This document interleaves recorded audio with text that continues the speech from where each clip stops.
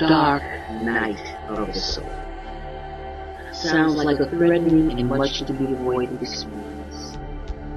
Yet perhaps a quarter of the seekers on the road to higher consciousness will pass through the dark night. In fact, they may pass through several until they experience the profound joy of their true nature. Many seekers would encourage the dark night experience if they knew what it was. However, to one engaged in the dark night, suffering seems unending. The dark night occurs after considerable advancement toward higher consciousness. Indeed, the dark night usually occurs like an initiation before one of these special seekers is admitted into regular relationship with higher consciousness. The dark night also occurs to those who do not seek relationship but immersion or unity in the higher consciousness. While the term dark night of the soul is used broadly, its general meaning in the field of higher consciousness is a lengthy and profound absence of light and hope. In the dark night, you feel profoundly alone.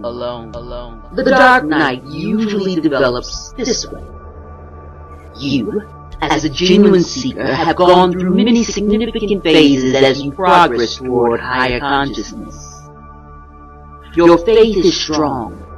You have kept loyal companionship with fellow seekers, and perhaps you already found a special teacher.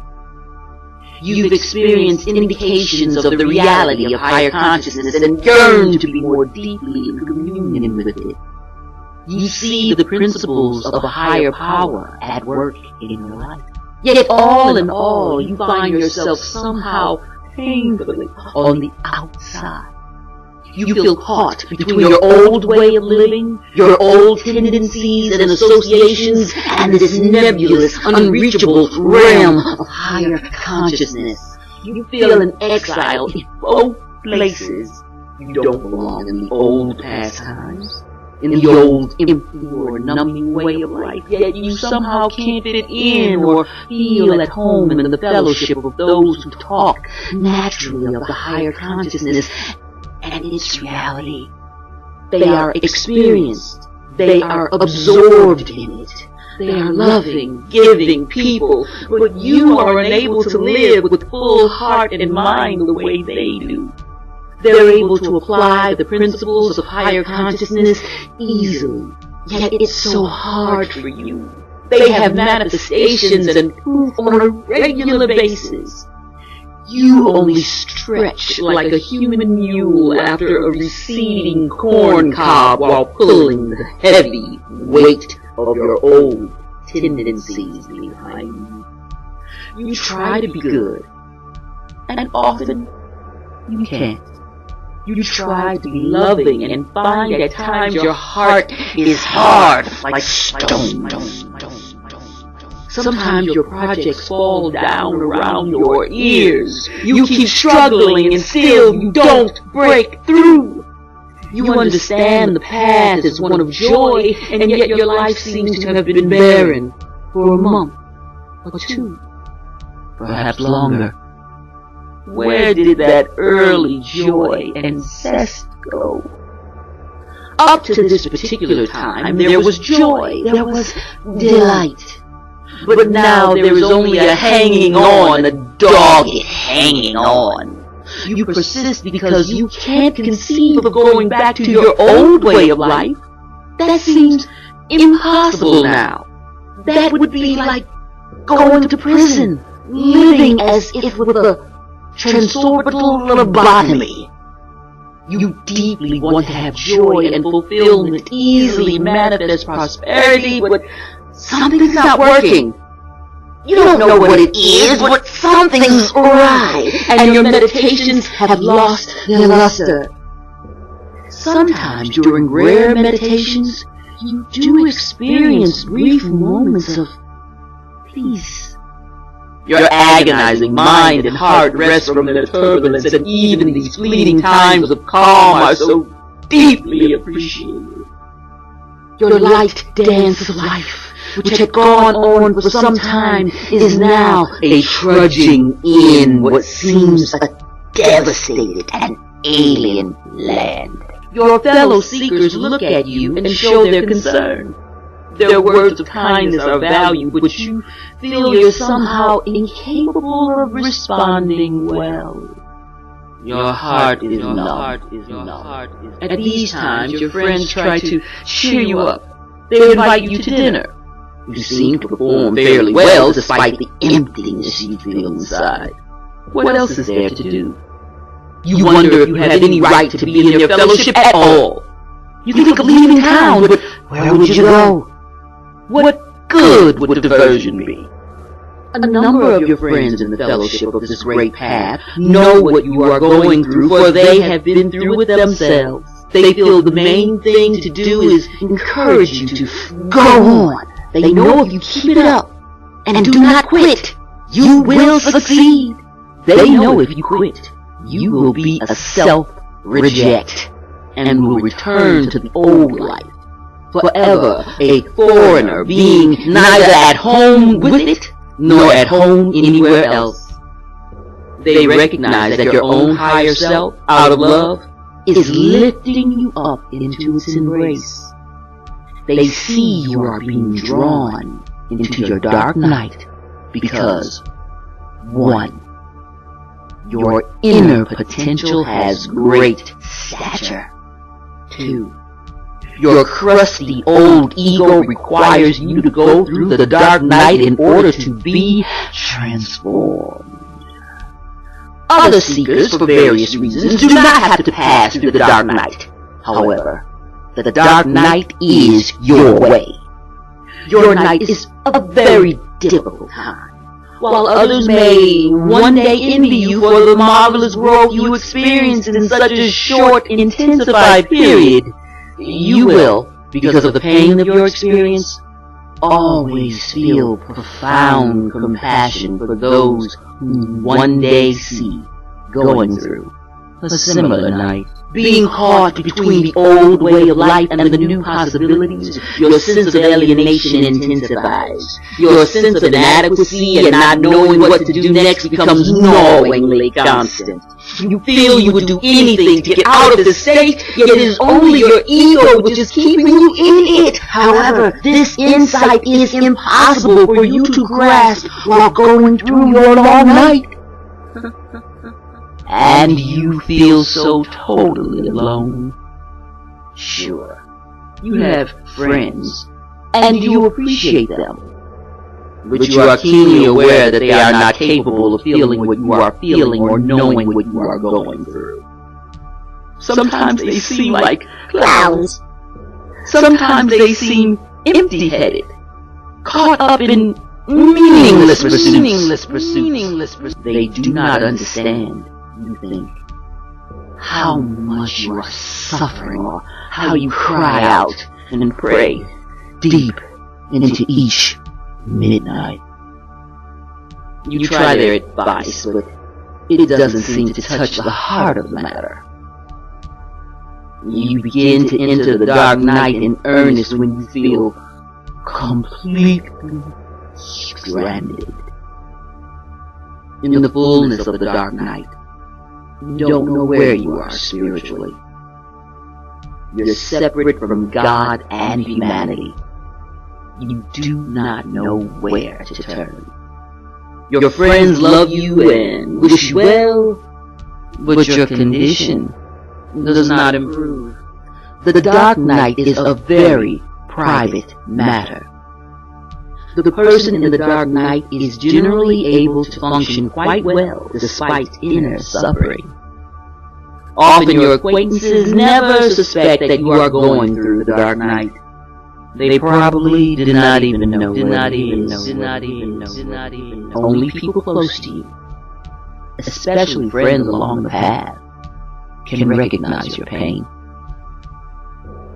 You feel like a hollow person doing the activities of life with no motivation except expediency. Your eyes seem deeper in your head. You are profoundly aware of the suffering of humanity and the cruelty of one person to another. You feel that cruelty and negativity far outweigh love and constructive action. Alone, and not wishing to be. Unable even to express yourself to others, you enter midnight and the greatest intensity of the dark night. Here you have finally come to the time of sovereign solitude. In this precious time, which has no apparent prospects of love or happiness, you clearly perceive that nothing in the outer world has proven adequate to heal your condition. Nobody, not even your dearest friends and loved ones, can make you whole. Even if they have tried, and love you enough to try loving you forever, they can't give you peace. You eye your books and consider all the benefit you have gained from these extremely wise vessels of truth, yet not one book, not one thought goes deep enough inside you to where the affliction lies. You look at your possessions, your money container. No material thing has been able to help you. No material means have worked. Nothing, no one in the outer world has enabled you to come out of this dark night. In your loneliness, you next, in a seemingly random process, notice that none of your thoughts have proven adequate to your suffering. Not one, even repeated 50,000 times, breaks the inner storm and lets in light. God and higher consciousness seem so far away that perhaps they are unreal. Neither one, despite your protracted exposure of yourself, has done anything to ease or remove your agony. Nothing appears efficacious. Nothing works. Clearly there's nowhere to turn. There's nothing to be done. All actions you considered have been tried. There is nothing to think, nothing to feel, nothing to do, nowhere to go. It seems you have to accept this defeat, or you can persist in struggling against it. For a while longer, you go about thinking, feeling, and doing other options that occur to you. But you realize in the midnight of your soul that you have tried every option you know of. Helpless, totally helpless, as well as ever so alone, you abide in this condition. And you accept your predicament. You accept that there is really, except for a murmured prayer to a remote Lord and a remnant of a shredded faith, nothing else left. Nothing else left. Nothing else left. Suicide would be absurd. Suicide would be an act of arrogance and vanity. You have grown far beyond such primitive responses to your private agony. No, nothing to do. Nothing remains in this lonely helplessness. There is, without question, nothing you can do. You abide. You accept your state. How have you gotten to this place? That's insignificant. Musings and feelings aside, you wait. You feel you may have to stay this way forever, doing the regular day-to-day things, but in this mood of emptiness, nothing. Then, it happens. A holy presence comes into your room. Sweetly, softly, you feel it healing you. Your mind is filled with mellow or bright light. Your heart is permeated with peace. This peace moves through your body like a cold spring of mountain water. It flows in your spine, your brain, and under your skin. Everywhere. Also, this presence, this comforter, moves like a breeze across your arid mind and numb heart. Then, or a few days later, the fire of joy begins to smolder. Here, abiding with nothing more to do, your ego drops away.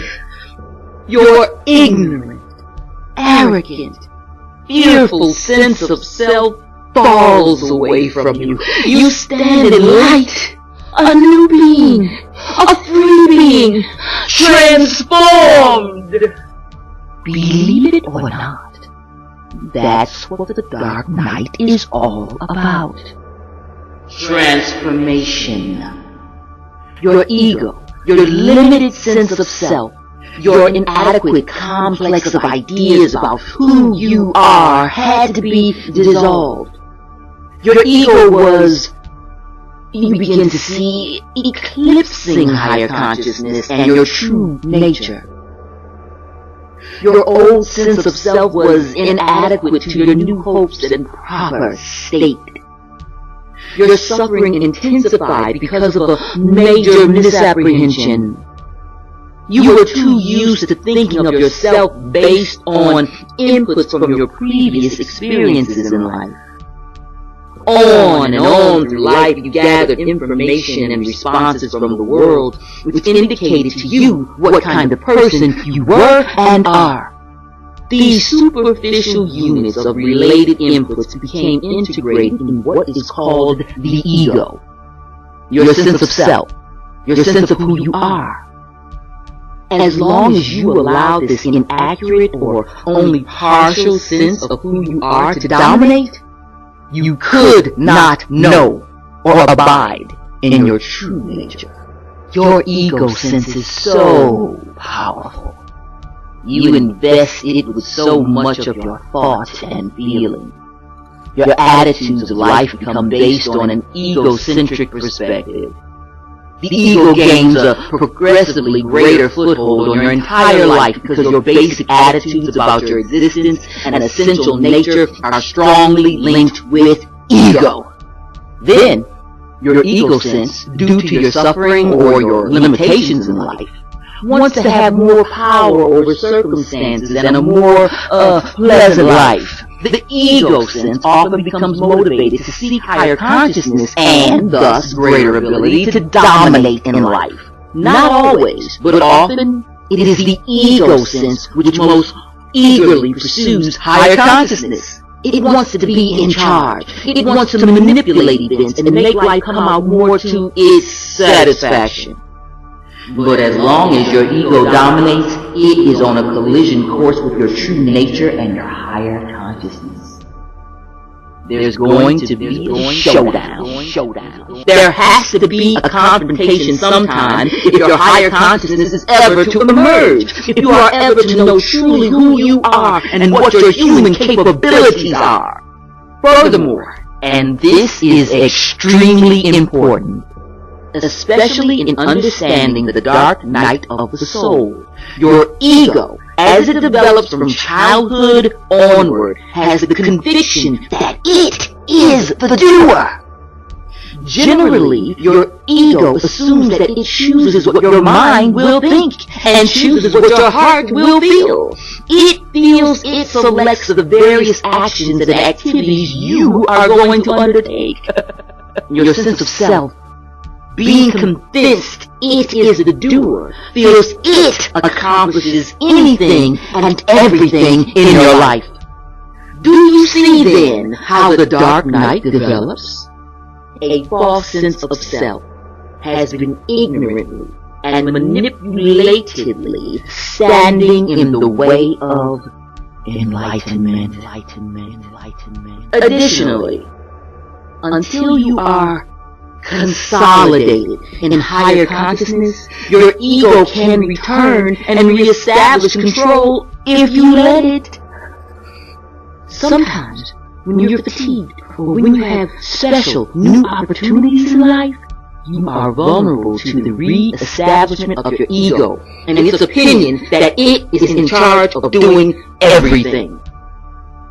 It will again eclipse the higher consciousness until you recognize what has happened. Then you must courageously and consciously reaffirm your true nature and deal with the upstart old ego. Otherwise, another dark night phase will again develop. A person seeking higher consciousness is, in effect, and with intensity, seeking the transformation of their own ego.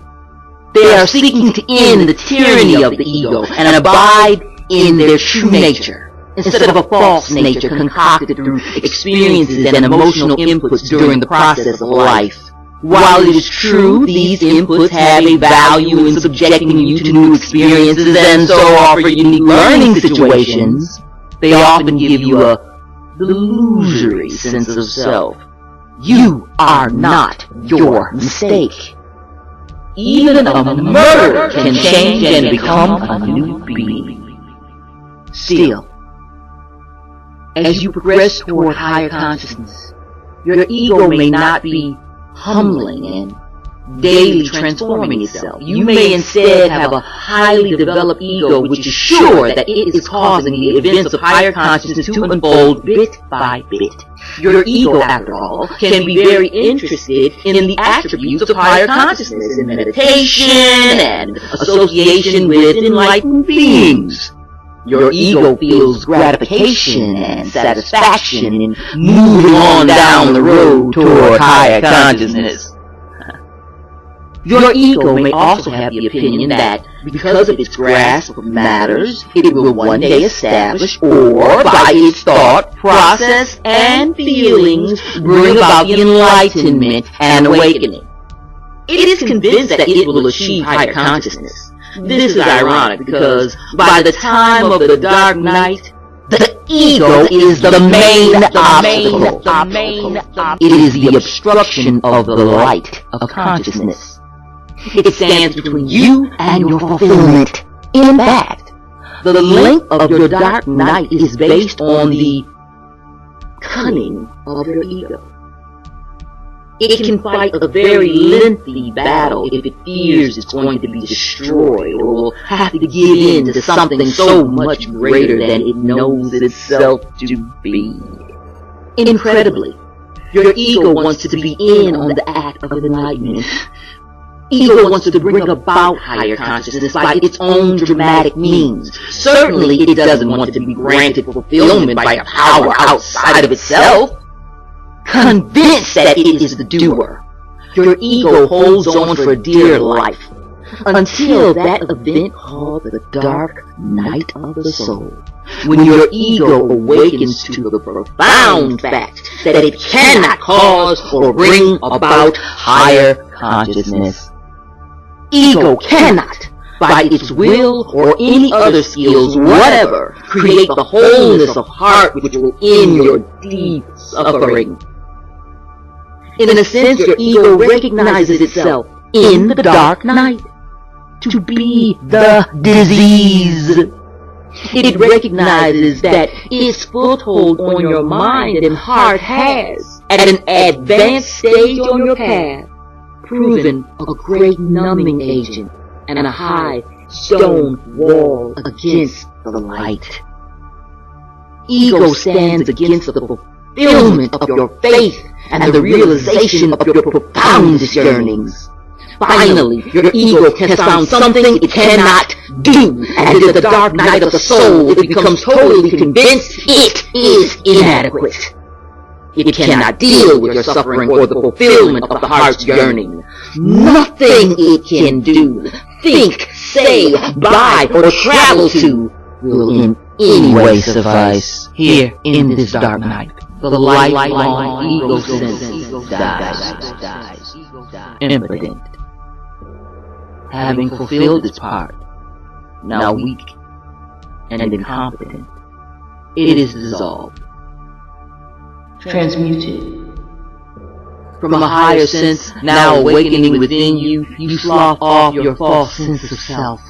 You now know yourself to be a different person than you thought you were.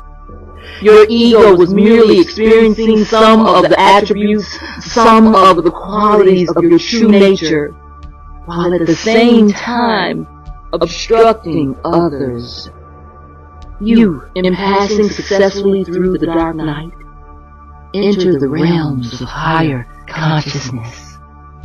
You have been cleansed of the most deep-rooted sickness, your ignorance of your true nature, and your inadequate, often totally wrong opinion of who you are. You now cease your inner conflict and abide serenely in your true nature. The night is over. The dawn of a new life in higher consciousness transforms your bleak life of the past few months into one with a heavenly nature. You have been delivered of the intolerable bondage to evil. Henceforth, you will walk the earth seeing others afresh, living a new life and abiding in your true nature. You have become a son or daughter of higher consciousness. Now your words and actions will be attuned with your true self. Now you express inspiration and comfort. The dark night has passed.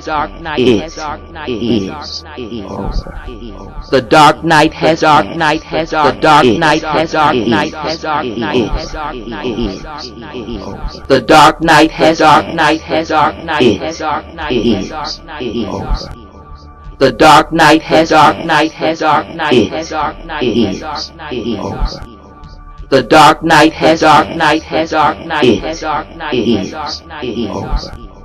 The dark night has The dark night has The dark night has The dark night has